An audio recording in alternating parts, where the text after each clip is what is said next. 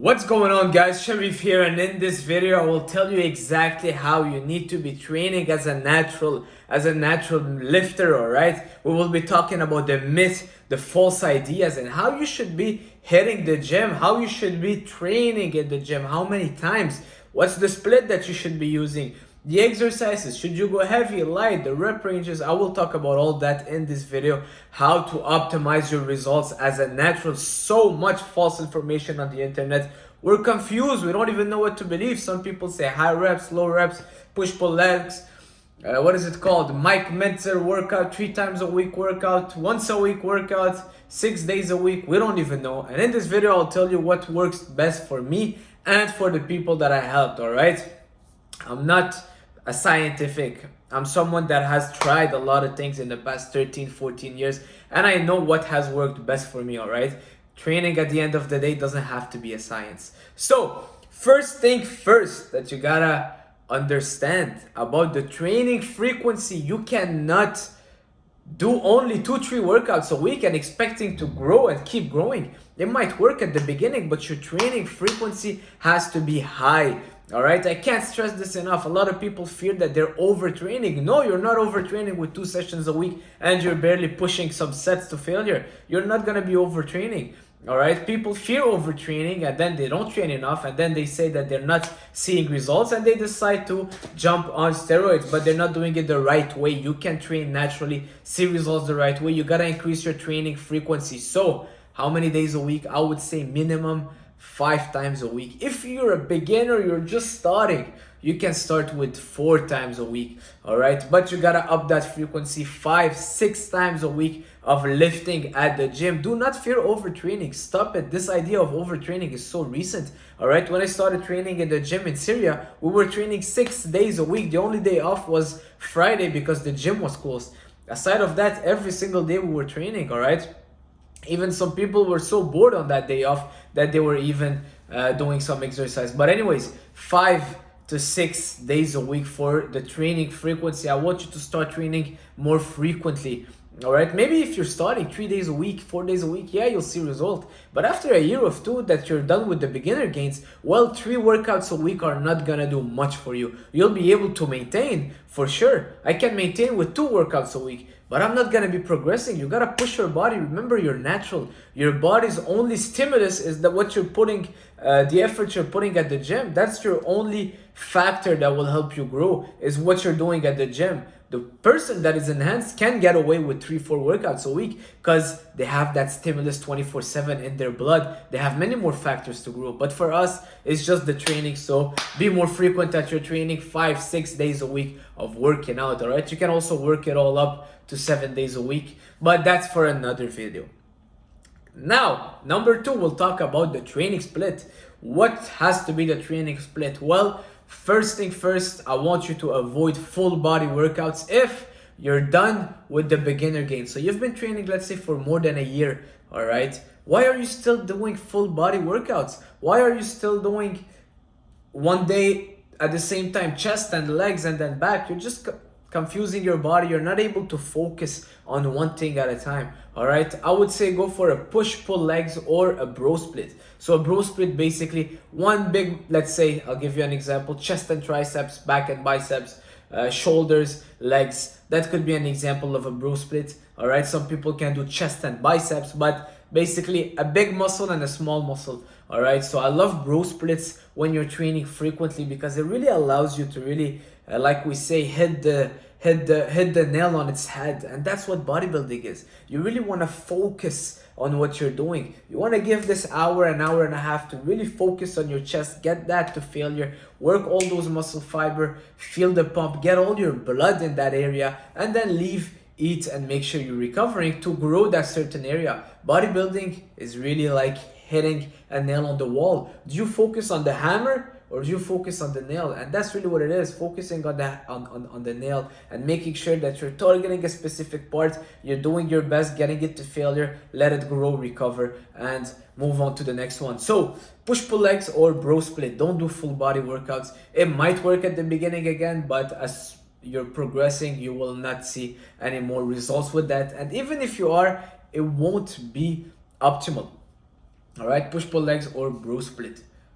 Upper body, no. Upper lower, not ideal, because if you're doing upper body, lower body, you're not able to put as much emphasis on one certain body part, and by the time you're going back to this upper body, you didn't recover as much because you need to keep the frequency high.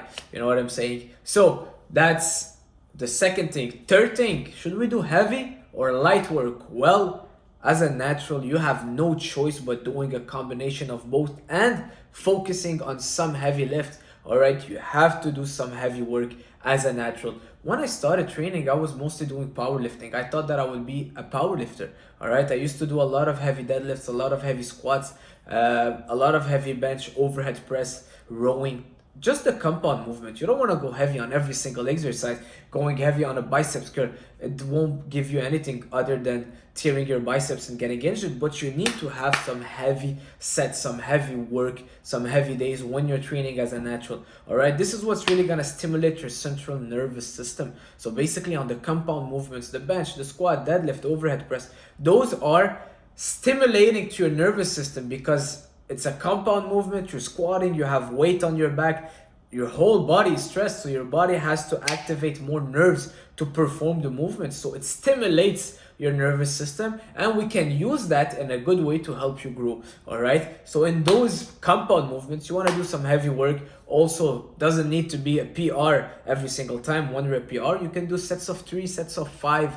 All right, but get those heavy work in, some heavy sets, it's important, and combine them with light work. So we would see bodybuilders that are just going to the gym, sitting on machines and pumping all day long, and they're still growing because, like I said, their stimulus for growth is not just their training session. Their training session is just pushing blood in the muscle and letting the steroids and the PEDs that they're taking do the work. I'm not judging them, I'm just saying what most of them do because they don't want to risk injury, and it makes sense. But for us, our only way of growing is putting that work in the gym and making sure that we're forcing our body to grow. Remember, your body doesn't want to add extra muscle. For your body, adding extra muscle is not ideal for survival. You will need more oxygen, more calories. Why would I do that? Why would I walk with a backpack all day long if I can walk with my body weight? All right, so that's another thing. Mix heavy and light work, super important. Make sure you're doing your compound movement.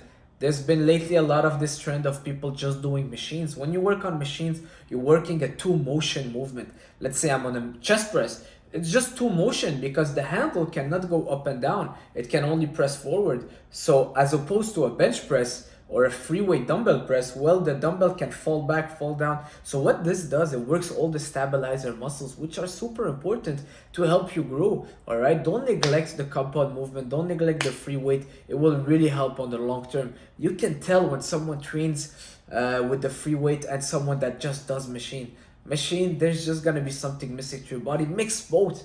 All right, I like the combination: heavy work, light work, machine, and compound movement, but don't neglect any. All right, so next thing I want to talk about is the time. How long should you be training? A lot of people would say, well, I train for 40 minutes, more than that I'll be overtraining.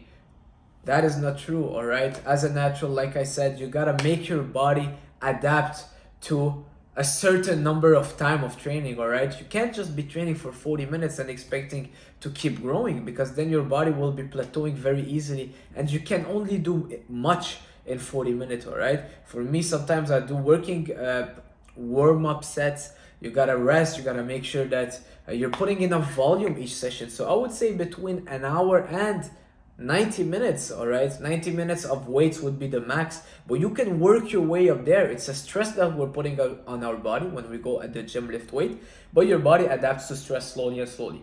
All right, so you can bring it up to 90 minutes. I see people coming in the gym, they do 30 minutes and they leave. What did you do? Oh, I did some chest and triceps. Oh yeah, I just saw you do 3 sets, 3 exercises of chest. Do you think you're gonna grow with that? You've been training for 8-9 years. Your body's used to that. You gotta up the intensity, up the volume, making sure you're putting enough time in the gym. Yes, it could be a lot at 5-6 days a week, but that's the only way to do it as a natural. If you want to keep progressing, if you want to maintain, well, you can maintain with 30-minute workouts, no problem with that. But if you want to progress, you gotta push that body, like I said before. So 60 minutes minimum of weights, up to 90 minutes. All right, now what did I want to talk about?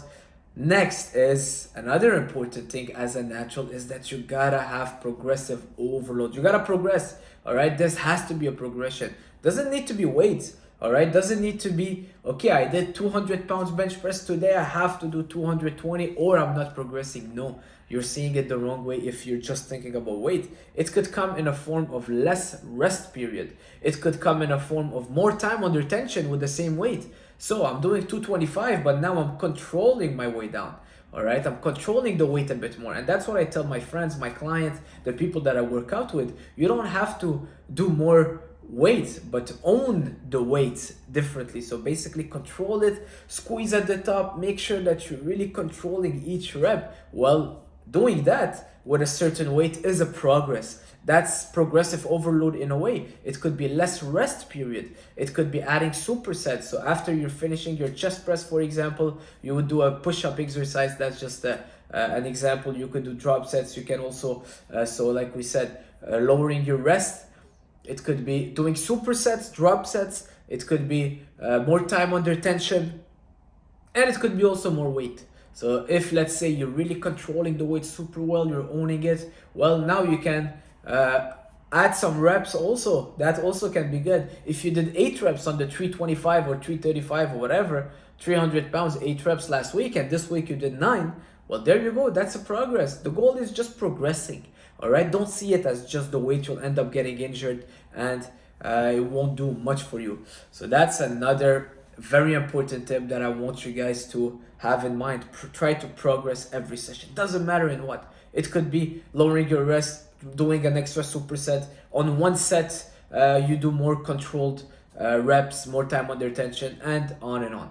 All right. Now, next thing I want to talk about is the mind-muscle connection. That's something super important when you're training as a natural and your goal is building muscle mass. All right. You really need to get inside your muscle. Arnold said it best. He said he used to train with someone and that person can just be going through the same motion, even though they're doing the same exercises the same time. Arnold would have better results because he's really focused in your muscle.